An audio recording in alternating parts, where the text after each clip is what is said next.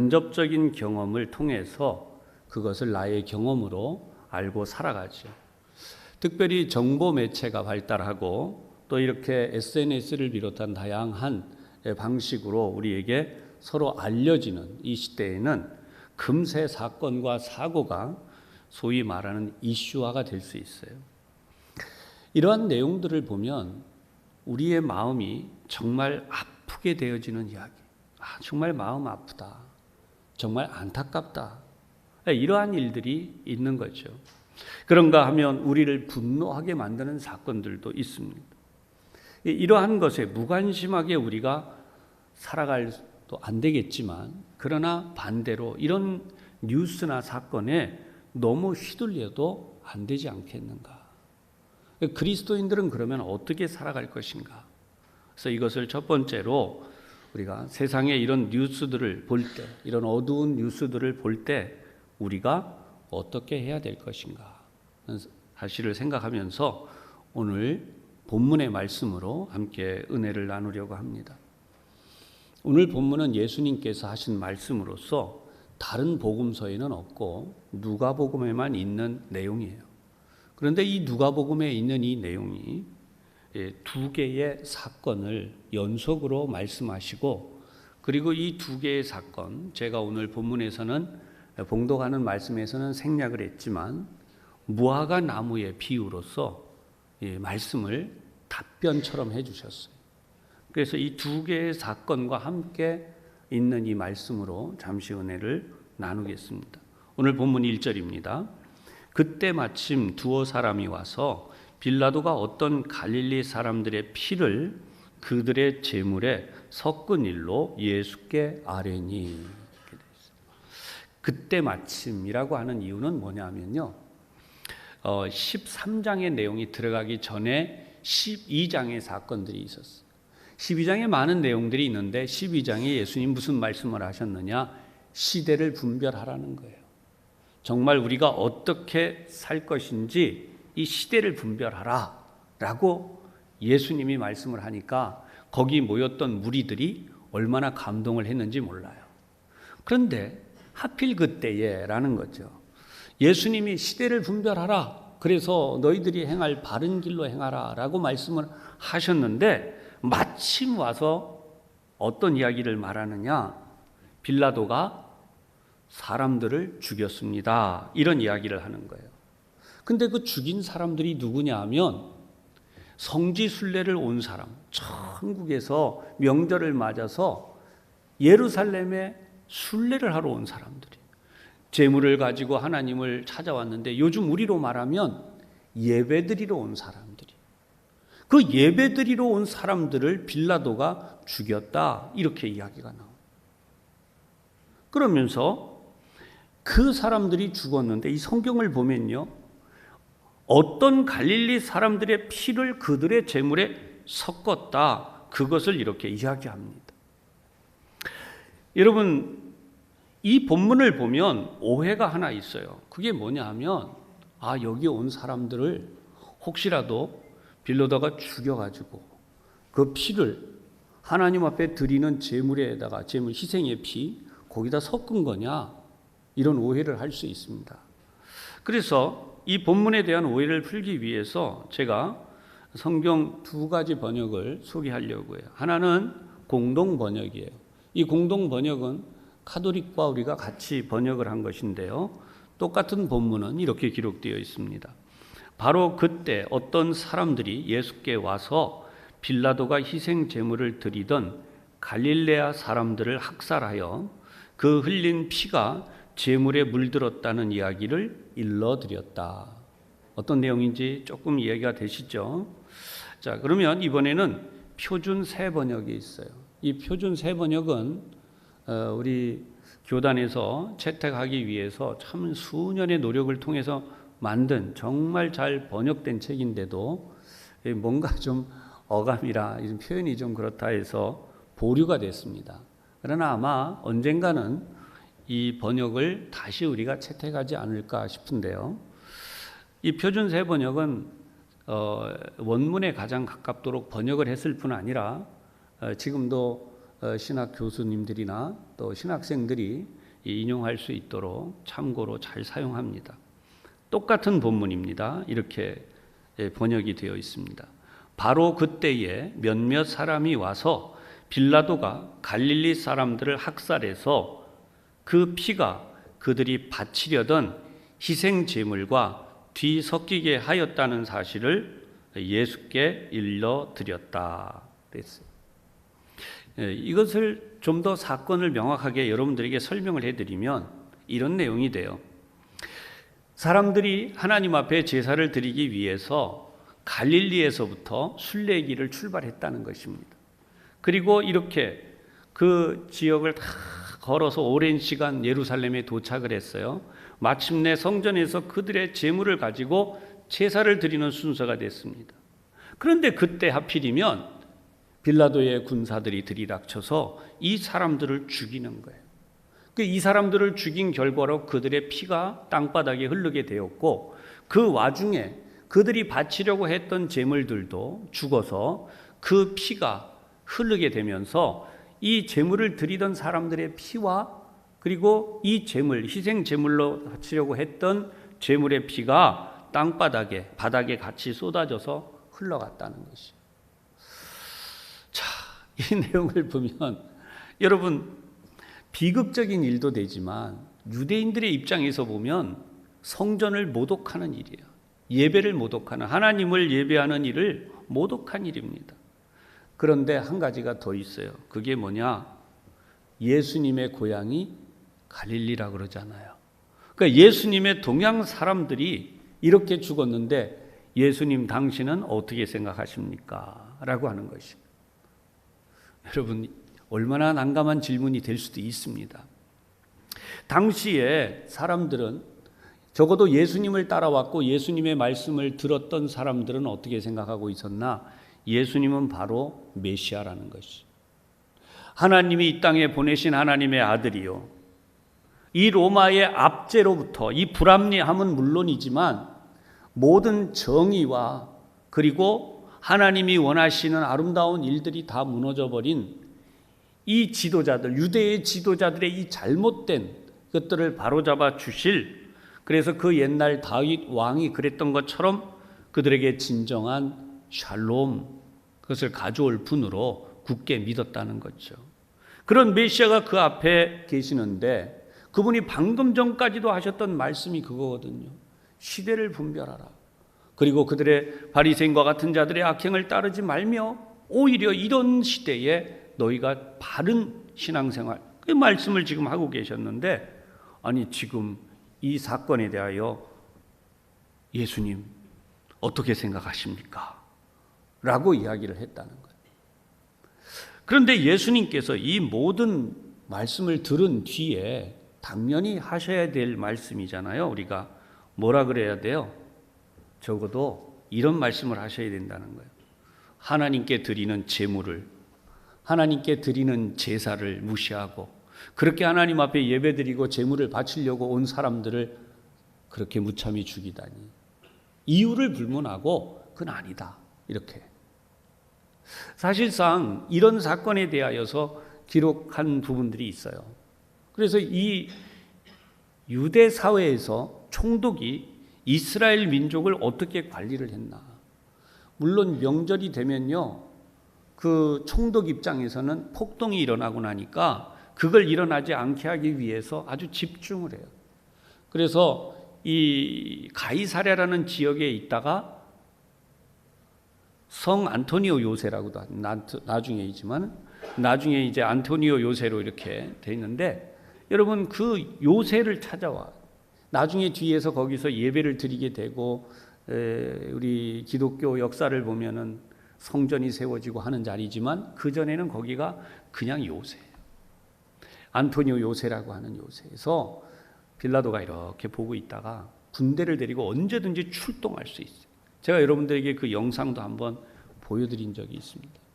그러니까 거기에 민감하게 와 있는데, 만약에 이 안토니오 요새에서 문제가 생겼다 그러면 얼마든지 그런 일을 벌일 수 있는 가능성이 있어요.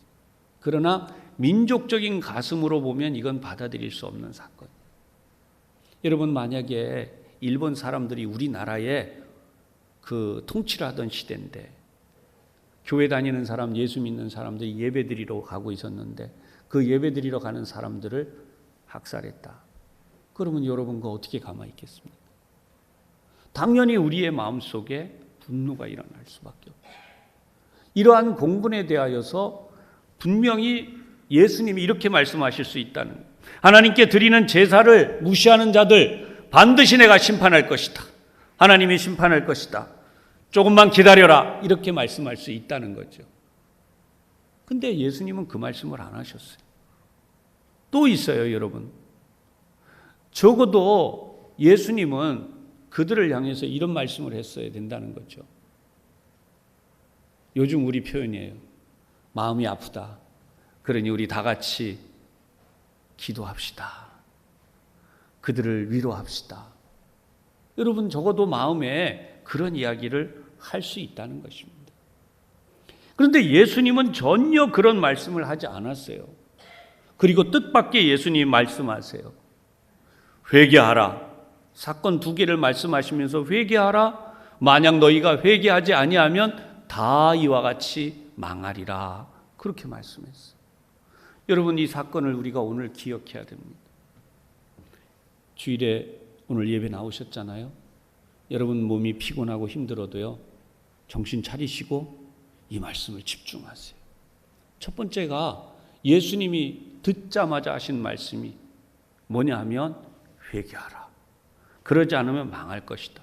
그러면서 한 가지 사건을 더 말씀하세요. 그게 뭐냐? 실로암 망대가 무너져서 그 망대에서 죽은 사람들 18명이나 된대요. 그런데 그들이 예루살렘에 있는 다른 자들보다 죄가 더 있어서 그렇게 된 줄 아느냐? 아니라 회개하라. 그렇지 않으면 너희도 망할 것이다. 여러분, 이게 어떤 의미일까요? 바로 이 말씀이 우리에게 중요해요. 회개하라. 그렇지 않으면 망할 것이다 라고 말씀하신 부분에서 두 사건을 한번 다 봅시다. 하나는 예배하러 온 거예요. 하나님 앞에 예배를 드리러 왔어요. 그런데 총독이 그 명절 때에 흔히 일어나는 일이 뭐가 있었느냐? 열심당과 같은 무리들이 일어나서 일명 독립전쟁을 벌여요. 그래서 그들이 일어난 전쟁 때문에 무너지게 되는 거죠. 그 상황이 평정이 유지가 안 돼요. 그러다 보면 시범 케이스로 일부를 죽이는 겁니다. 식민지 사회에서 흔히 있던 일로 죽이면서 이런 상황에서 이렇게 안 하면 안 되겠구나 하는 일명 길들이기가 되는 거예요. 그런 일들이 식민지 시대에 있었다는 거죠. 그걸 합리적으로 받아들일 수 있느냐? 그럴 수는 없죠. 그럼에도 불구하고 예수님은 그 사례를 그렇게 설명하는 것으로 그친 게 아니라 한 가지 사례를 더 들어주셨어요. 그게 뭐냐 하면 순례하러 온 사람들이 실로암 망대가 무너져서 죽었다라고 하는 것은요, 실로암 망대는 어떤 의미가 있느냐? 바로 이 성전에 와서 예배드리던 순례자들이 머물던 장소예요. 근데 거기가 무너져서 죽었다는 거예요. 요즘 우리로 말하면 교회 가차에 와서 사는 분인데 화를 입었다라는, 좀 더 분명히 말씀드리면 교회 사택이 무너져서 죽었다, 이제 이런 표현이 되는 거예요. 생각을 해보세요. 아니, 하나님을 예배하러 왔는데, 하나님 앞에 드리러 왔는데 왜 이런 일이 일어나나?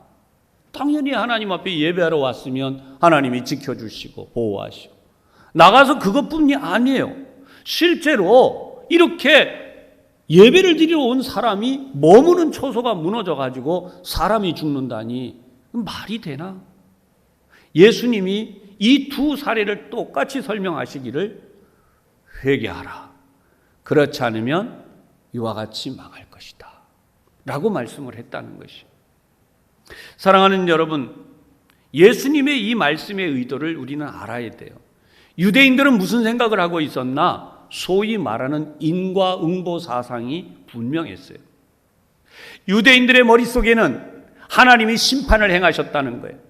그들이 죄가 더 있다는 거예요. 그래서 하나님이 안 참고 심판을 행하셨다는 거예요. 갈릴리 사람들도 그렇지만은 실로암 망대가 무너져서 죽은 사람들도. 예수님의 의도는 명백해요. 내가 메시아라고 해서 지금 너희들이 원하는 그 답변, 나는 그걸 위해 온 게 아니다라는 것이. 생각해 보면 오늘날 우리는 예수를 믿는 사람들이 이런 생각을 하기 쉬워요. 하나님이 살아계시다면 왜 이럴 수 있나?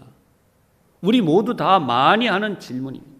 실제로 제가 교우들과 통화할 때도 그랬지만은 교회 밖에서도 아니 교회 다니는 사람들이 이런 얘기도 듣고 하나님이 살아계시다면 왜 지금 이런 일이라고 하는 것이.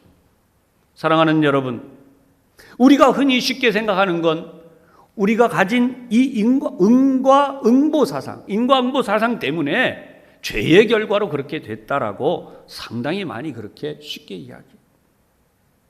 주님이 말씀하시는 것은 아니라 그랬어요. 아니라. 너희에게 이르노니 아니라. 그래서 주님은 오늘 계속해서 두 사건 모두 너희도 만일 회개하지 아니하면 다 이와 같이 망하리라. 사랑하는 여러분, 사실 우리가 오늘 이런 말씀을 대하면서 제가 오늘 여러분들에게 이 설교를 준비했지만 어떤 사건을 예측하고 하거나 뭘 계획해서 그런 것이 아니라 그랬어요. 늘 시대적 사명, 우리가 하나님 앞에서 어떻게 살아갈 것인가를 고민하고 미리 말씀을 준비하다 보면 바로 그런 내용들이 맞아 들어갈 때가 있다 그랬습니다.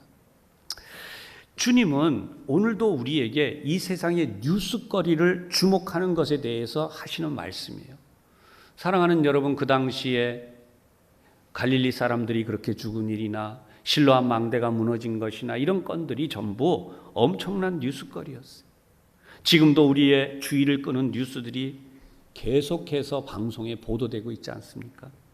그러면 우리가 이런 뉴스를 대하지 말라는 게 아니라 이런 뉴스를 대할 때 우리가 어떻게 해야 될 것인가? 우리 한번 따라하겠습니다. 다 같이 회개해야 합니다. 아멘. 여러분 동의하시는 분도 있지만 아닌 분들도 있을 거예요. 다 같이 우리 회개해야 돼요. 주의할 것이 뭔가? 여러분, 주님이 말씀하시는 것은 너희가 그들을 살피고 있는 만큼 너희 자신을 살펴서 회개하라. 아멘. 다시 말씀드립니다.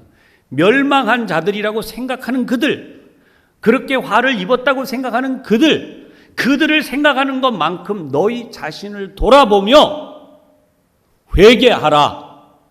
그들이 너희보다 죄가 더 있어서 그런 줄 아느냐?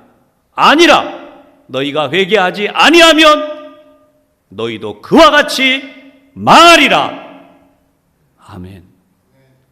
두려운 설교예요. 저도 이 말씀을 전하는 이유가 주님은요 조금도 그렇게 예수님 앞에 나왔던 사람들의 편을 들어주지 않았어요.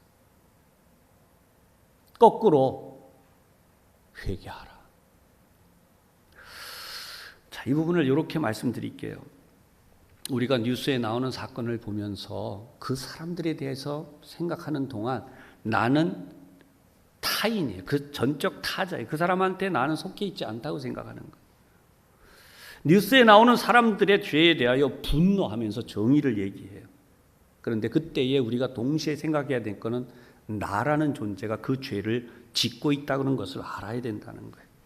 그들이 당한 재난과 그 사고에 대해서 그들의 죽음에 대해서 생각을 하지만 정작 나의 종말, 나의 마지막은 어떻게 끝날 것인가에 대하여서 두렵고 떨리는 마음으로 돌아보지 않고 있다는 것이, 회개하고 있지 않다는 거예요.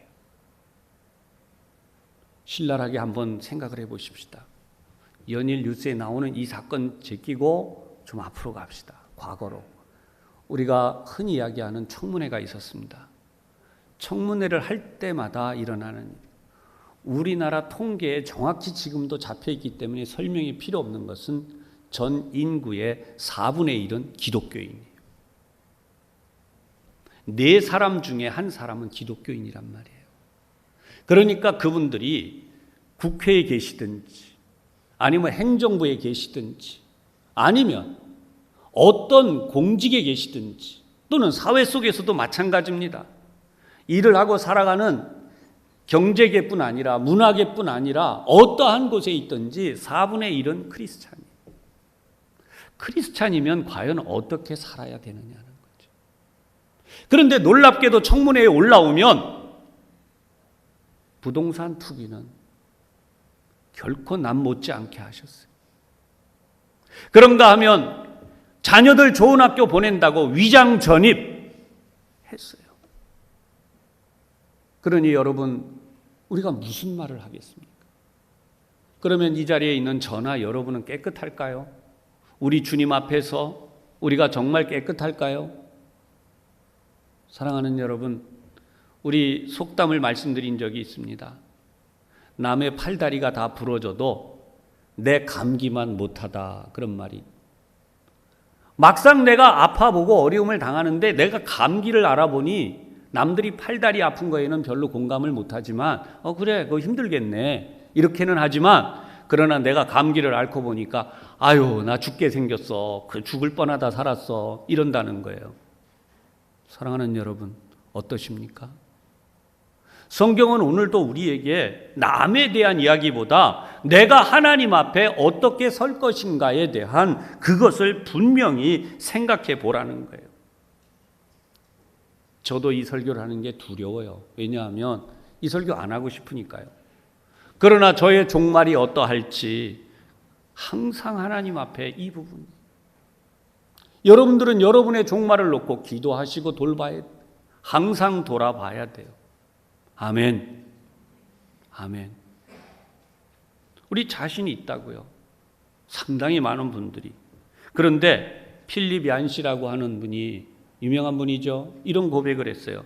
내 안에 선한 것이 없구나. 진짜 들여다보니까 내 안에 선한 것이 없대요. 그리고 심지어 이렇게 말했어요. 내 안에 하나님이 없다. 내가 하나님을 믿고 하나님의 말씀대로 사는 줄 알았지만 알고 보니까 내 안에 하나님이 안 계셨구나. 나는 여전히 불법을 행했고, 나는 여전히 악을 행했고, 여전히 나는 세상과 짝했고, 하나님 없는 세상의 사람들과 다를 바 없이 살았구나. 조금 도전적으로 말씀을 드리면 이런 내용이에요. 여러분, 지금까지 살아오는 동안 여러분 건강을 지키기 위해 얼마나 애쓰셨어요? 그렇죠? 여러분 그 건강 가지고 무슨 일을 하셨어요? 여러분에게 주신 건강, 여러분에게 주신 은사 가지고 지금까지 어떤 일 하면서 하셨어요? 좀 더 명확히 말씀드릴게요. 여러분 지금까지 살아오는 동안 먹을 것, 입을 것, 쓸 것 하나님이 다 주셔서 살았어요. 그죠? 어떤 분들은 쌓아놓은 분들도 있어요. 저축이 잘못됐다는 얘기 아닙니다. 잘 들으세요. 그런데 그 재물을 다 끌고 하나님 앞에 갈 수는 없어요. 그것이 어리석은 부자의 이야기입니다. 단연코 말씀드리지만 그 돈을 지키기 위해 사는 것이 하나님이 기뻐하시는 거냐? 라고 하는 도전이에요. 내가 그 돈 때문에 예배 못 드리고, 그 돈을 지키느라 내가 하나님의 말씀대로 실천 못하고, 내가 내 명예 지키느라고 말도 안 되는 그거 하느라고 하나님 앞에 신앙생활 바르게 못하고, 건강도 마찬가지입니다. 여러분, 우리가 하나님을 중심으로 살기 위해서 우리의 건강이 필요한 것이지, 하나님을 중심으로 살지 않으면서 건강을 지키겠다고, 그게 도대체 어떤 의미가 있는 거예요? 그런 의미에서 여러분, 다른 사람들을 탓하기 전에 내가 얼마나 형편없는 신앙생활을 하고 있는지를 볼 수 있어야 한다는 것이 주님이 오늘 우리에게 회개하라, 회개하지 아니하면 다 이와 같이 망하리라 말씀하시는 거죠. 조금 더 설명한 다음 두 번째 말씀을 드리려고 해요. 우리가 살다 보면 어린아이가 태어났는데 얼마 안 돼서 죽은 경우도 있어요. 실제로 저는 그 장례식도 치러봤어요. 그런가 하면 말씀드린 대로 어버이날 효도한다고 아들이 왔다가 사고로 죽었어요. 그 장례식도 치러봤어요. 초등학생, 중학생, 고등학생 자녀들을 놓고 갔어요. 그 부인 되는 분은 교회 직분이 권사님이었어요. 이제 막 권사님 되신 분이에요. 무슨 설명을 해야 돼요? 어떤 설교를 해야 돼요? 그런가 하면 여러분 직장생활 열심히 하던 가장이 세상을 떠날 수도 있습니다. 이렇게 우리가 가는 부분에 대해서 이야기할 때 우리가 한 가지 분명히 해야 돼요. 예수를 믿지 않은 사람은요, 그 죽음이 비극이라는 거예요. 아멘. 힘들지만 시인해야 돼요. 두 번째 부분을 들어가면서 이 부분을 좀 더 설명하겠습니다. 세상에 이런 어두운 모습들을 볼 때 우리는 진정으로 회개해야 된다는 거예요. 회개가 개인의 회개 운동만이 아니라 단체로 가야 돼요. 주님은 마태복음 4장 17절, 그분이 오셔서 공생애를 시작하실 때 첫 번째 메시지가 회개하라, 천국이 가까웠느니라. 누가복음 5장 32절에도 내가 너희를 회개시키러 왔는데, 죄인을 불러서 회개시키러 왔다라고 하는 거예요. 주님은 알고 보면 복음의 메시지의 첫 서두는 항상 회개하라라는 말씀이에요. 그렇게 해서 회개하지 않으면 망한다라고 말씀을 계속하시는 거예요. 앞에 말씀드린 예처럼 먼저 죽은 어린아이나 연세가 많아서 가는 이들이나 여러분 성경적으로 보면은 차이가 없어요. 왜냐하면 우리가 살아봐야 100년 안팎이잖아요. 100년 안팎인데 우리 모두는 어떤 차이가 있느냐? 여러분 이미 멸망으로 가기로 예정된 자들이에요. 이미 지옥에 던져지기로 결론이 난 사람들이라는 거예요. 이 땅에 태어난 모든 사람들의 운명은 태어나서부터 이미 정해진 거예요. 몇십 년 더 살았다, 그게 중요한 게 아니라 정말 중요한 것은 회개하지 않고 죽으면, 돌이키지 않고 죽으면 영원한 멸망에 떨어지도록 예정되어져 있고 그 길을 세상의 모든 사람들이 다 가고 있다는 거예요. 아멘. 이게 현실이에요. 그래서 우리는 이런 질문을 할 수 있어요. 회개가 도대체 우리에게 어떤 의미를 가진 거냐라고 하는 거예요. 회개에 대한 부분을 돕기 위해서 여러분, 예수님이 조금 전에 두 가지 비유로 말씀하신 내용이죠. 갈릴리 사람에 대한 예와 실로암 망대가 무너진 것에 대해서 설명을 하시는데 답으로 주신 것이 비유의 말씀이에요. 그것이 6절에서 9절까지 말씀입니다. 이에 비유로 말씀하시되 이렇게 시작해요. 이 비유를 말씀해 주신다. 한 사람이 포도원에 무화과 나무를 심은 것이 있더니 와서 그 열매를 구하였으나 얻지 못한지라. 자, 이 내용이 뭐냐? 여러분, 왜 포도원이라고 하는 곳에 무화과 나무를 심습니까? 이 비유는 바로 이런 것이에요. 포도원은 이 세상입니다. 그리고 무화과 나무는 이스라엘이에요. 하나님이 이 세상이라고 하는 곳에 이스라엘 민족을 선택하여 세우셨는데 그들이 성경을 계속 보시면 열매를 구하지 얻지 못했대요. 7절에 보니까 포도원지기에게 이르시되 내가 3년을 낳고 이 무화과 나무에서 열매를 구하되 얻지 못하니 찍어버리라. 어찌 땅만 버리게 하겠느냐. 여러분, 주인의 입장에서는 이 무화과 나무가 쓸모가 없어요. 찍어버리라는 거예요. 그 의미 없이 땅만 버리니까.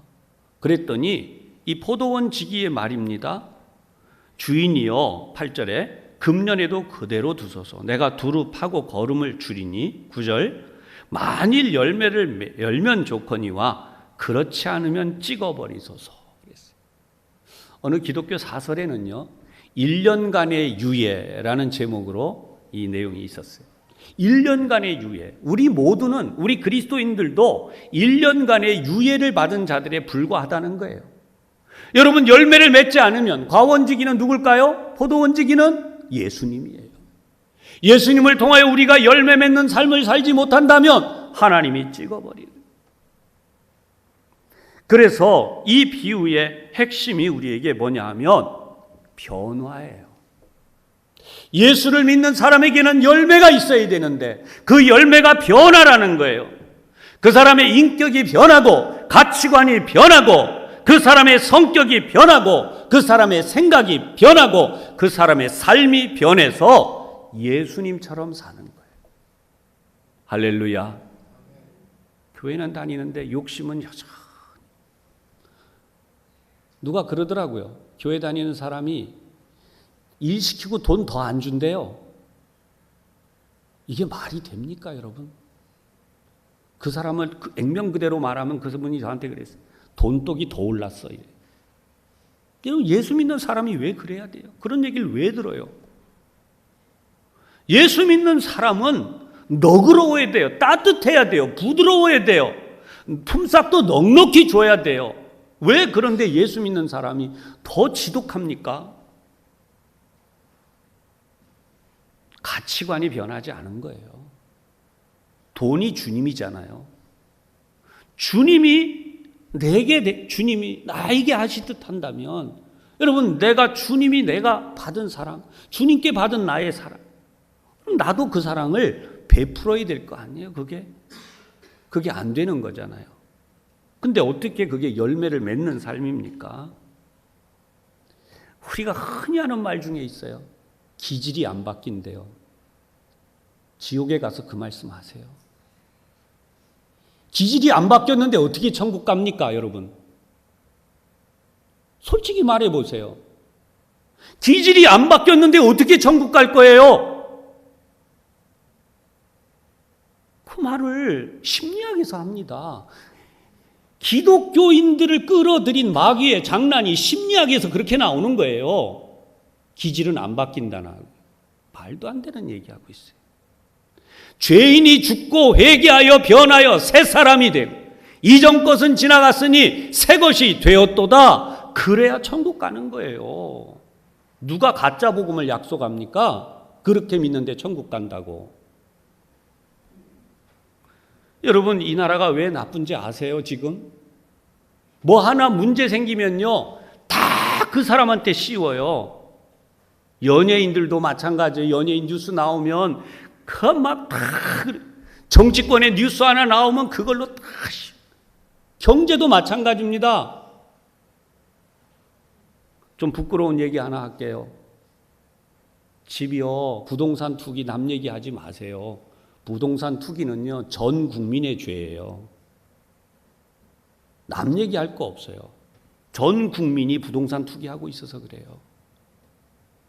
당장 부동산 투기 없으면요, 두 채, 세 대 사던 사람들 안 사요. 몇십 채든 산 사람들이 있대잖아요. 그분들 왜 그 집 사겠어요? 재산이 죄송하지만 노후를 위한다 그래도요, 그게 몇 채나 되겠습니까? 내가 살 집 하나와 내 자녀들에게 줄 집 하나와 세돈 받아서 살다 그래도 그거 몇 채겠습니까? 그건 몇십 채씩 가졌다는 분들 이야기 참 부끄럽게도 기독교인들이 그 안에 있어요. 그러니 여러분, 우리가 신앙생활 하는데 똑같아요. 그걸 회개하라는 것이. 하나님 보시기엔 이런 나무가 열매 없는 나무예요. 그런 나무를 찍어버리라고 하는데 오해하지 마세요. 여러분, 오늘도 그렇게 살고 내일도 그렇게 살면 어떤 일이 일어나나. 저는 6살 때 일이 생각난다 그랬어요. 여러분도 마찬가지예요. 내가 내일은, 다음에는 나는 반드시, 그런데 70이 나고 80이 나도 안 변한 모습으로 살고 있다면 어떻습니까? 주님 앞에 가는 그 시간이 왔는데도 내 생각과 가치관이 바뀌지 않은 상태로 내가 바뀌지 않고 변화되지 않은 줄을 모르고 살고 있다면 여러분, 얼마나 두렵고 떨리는 말씀입니까? 그 대표적인 인물이 바리새인과 서기관들과 대제사장들이. 예수님 앞에 서서도 그들이 죄인이라는 생각을 해본 적이 없어요. 그런 의미에서 사랑하는 여러분, 우리의 가장 큰 죄는 이 시대에 적당히 어울려서 살고 있는 거예요. 모든 문제의 원인을 다른 데서 찾는 거예요. 나에게서가 아니라 시대, 환경, 주변. 정말 우리 하나님을 두려워한다면 여러분, 우리는 두 가지 회개를 하며 살게 되어져 있어요. 세 번째, 이 회개에 대한 말씀을 드리려고 하는데요. 회개함으로 일어나는 두 가지 사건인데, 첫 번째 회개는 뭐냐? 예수님을 몰랐던 사람들이 회개하는 거예요. 두 번째 회개는 우리가 이 세상 사는 동안에 계속해서 회개할 수밖에 없다는 것이. 어느 유명한 분이 그 말씀을 했어요. 나는 마지막 순간까지, 천국에서는 그 마지막 순간까지 회개하기를 원한다. 그만큼 여러분, 나 자신을 미워하고 자기 십자가를 지고 주님을 따르는 일이 그렇게 힘들어요. 크든 작든 어린 아이든 어른이든 관계없어요. 자기 명예, 자기 자존심, 자기 자랑 이거 내려놓고 그럴 사람이 몇 사람이나 있다고 보십니까? 우리는 그것이 누구든지 간에 우리는 계속해서 나의 자존심, 신앙생활 하는데도 자존심이에요. 나의 자존심. 여러분, 주님은 우리에게 어떤 인생으로 살라고 말씀하시는가라고 하는 것입니다. 주님이 우리에게 말씀하시는 가장 중요한 말씀은 바로 이 누가복음에 있는 말씀 속에 일련의 유예 외에 우리가 가져야 되는 중요한 일이 있어요. 첫 번째는 나는 그런 일에 속하지 않았으니 은혜 입은 자 아니냐. 여러분, 그것도 아니라는 거예요. 그것도 아니라는 거예요. 우리가 살아가는 이 삶에서 득달하듯이 그 문제에 매달려서 우리가 힘겹게 살고 있는 그것도 아니라는 거예요. 이단이 지금 신앙생활 한다고 하는데 이단처럼 모든 걸 다 내려놓고 오직 하나님 하는데 알고 보니까 뭐예요? 여러분, 이단들 돈 축적해 놓은 거 보세요. 이단들이 권력에 빌붙어서 있는 거 보세요. 여러분, 그게 잘못된 신앙. 그러니까 우리는 분명하게 해야 되는 것이 뭐냐? 회개에 대한 개념이 세워져야 돼요. 사랑하는 여러분, 천국과 지옥을 경험한 의사라는 아주 단순한 책이에요. 근데 이 책 속에는 회개가 뭐냐라고 설명했는데 이런 설명을 했어요. 회개는 구멍난 보트에 구멍을 수리하는 것이다. 잘 이해하셔야 돼요.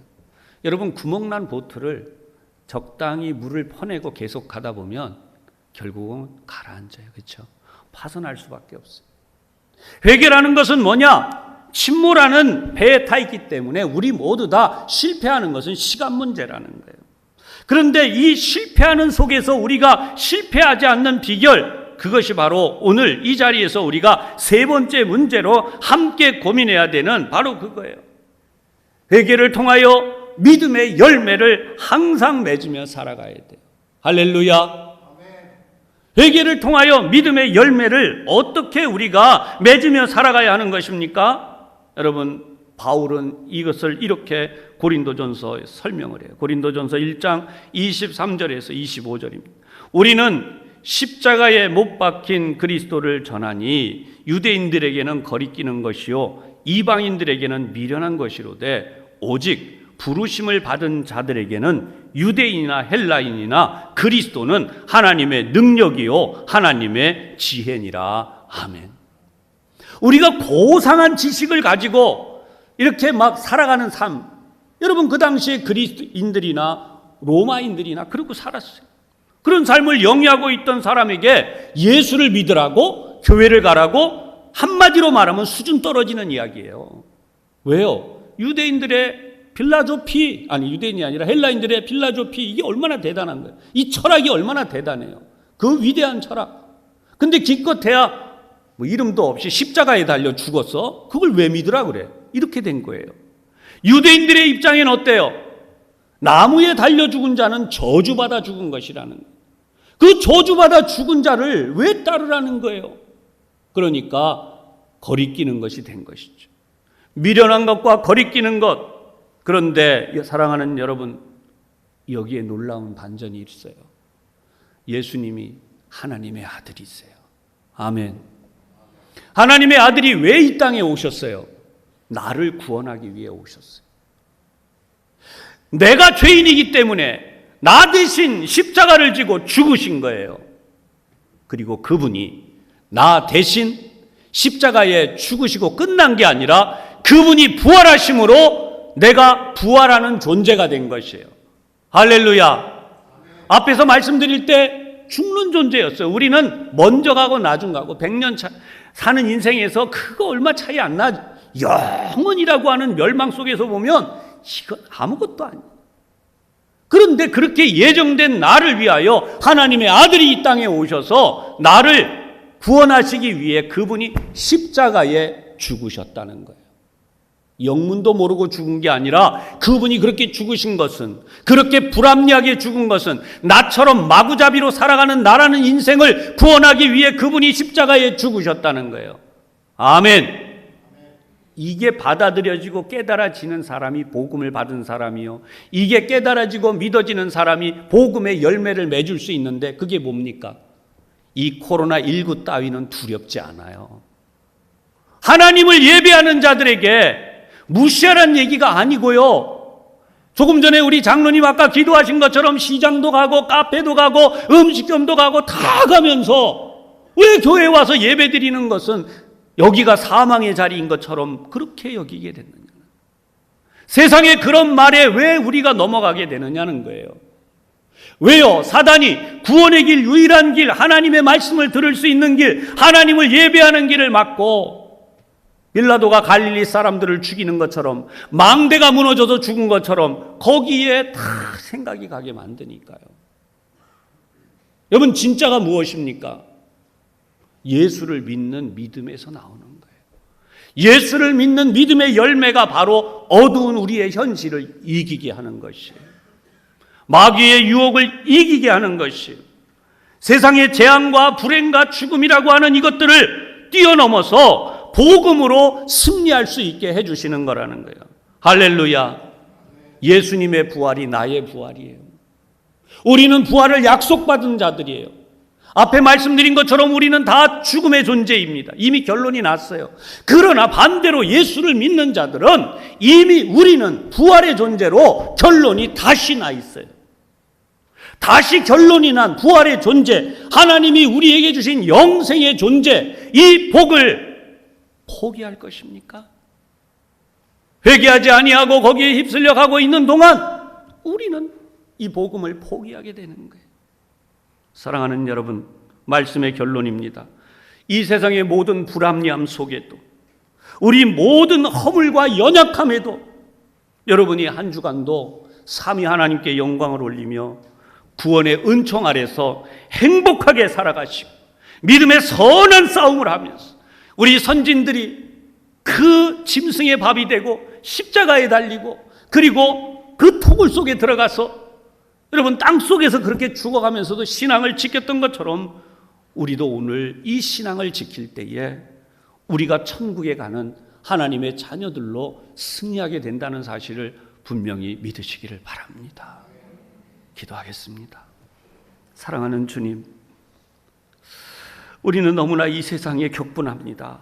때로 이 세상의 일들 때문에 우리의 믿음에 대하여 정말 혼탁해지고 진짜 신앙생활이 무엇인지 혼란스러워합니다.